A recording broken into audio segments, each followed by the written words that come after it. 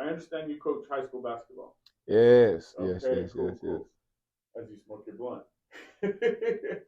Tell us about I'm coaching off high. duty. Tell us about coaching high school basketball and why that's important to you. Um, Coaching high school basketball is important to me because I took a lot from my coaches, in my years growing up, and I want kids to take a lot from me as they grow up. So because you had good people in your life, as far as basketball goes, you want to be one of those people for these kids, so that way they can have a positive influence just like you did growing up. Well, a lot of my coaches didn't have a positive image. I had some crazy fucking coaches. Yeah. You know what I mean? Yeah, they was from Oakland too, so yeah. That was a crazy thing. I want to give these kids the aspect of me that they're not going to see in their lives. Um, you know, the way I think, the way I am is, basically built for survival Okay.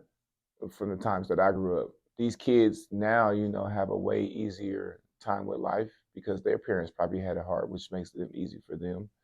So I want to give them that raw and unique um, urbanness that they're not going to see in the area that I'm in, and it kind of gets them geared for life and what's going to be in the real world.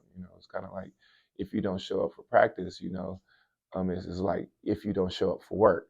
I mean, no call, no show, you're fired. Right. No call, no show to practice, you don't play.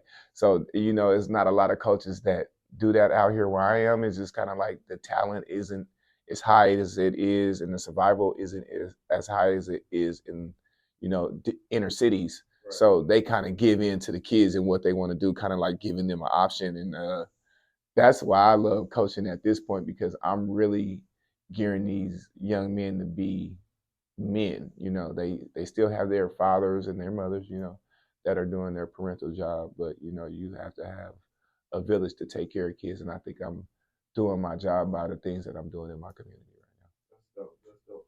So what kind of coach are you? You the cool coach? You the tough? Are you a Nick Saban? Are you a fun coach? What are you? Are you strict? If they're late, do they run? What kind of coach is Cam? now. I think I'm more Bobby Knight. So You you would throwing chairs? you would never catch me being nice to my players during the game. Okay. But after that game, I'm the nicest person to my players. What's a take us through a typical practice? All right. So today's practice at 5 o'clock. Um, you walk in the gym, and then boom. What's the?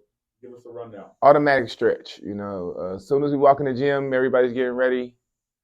We on the baseline, we stretching. We got a couple of drills that we go through. Okay. We have some competition drills that we go through. Okay. Then we get into our shooting with both hands, both sides. Then we have defensive drills, rebounding drills, free throws, water, Okay. uh, Scrimmage. maybe some open run. But usually we stick into our plays, press breaks, doing some baseline plays. And then if we have time, we'll do some open scrimmages. And then what do you end it with? We always end it with a break on family. Okay. But when I was in basketball a long, long time ago, we had to run a lot at the end Oh, did you? of practice. Well, so I kind of figure if well, a lot of coaches make the mistake of using running as a punishment, and I tell my kids, when they make mistakes in practice, that's fine because we want to limit those mistakes in games because that can cost us. So, in practice, if you're using running as a punishment, then you're already messing up your team's mind when you should be using it as a conditioning. When they make those mistakes in practice, instead of saying, hey, everybody on the line, you have to run this because of this, it's just everybody on the line. Right. I'm not even explaining myself, you know what I mean? And that's why you're Coach Cam and I'm not. Right.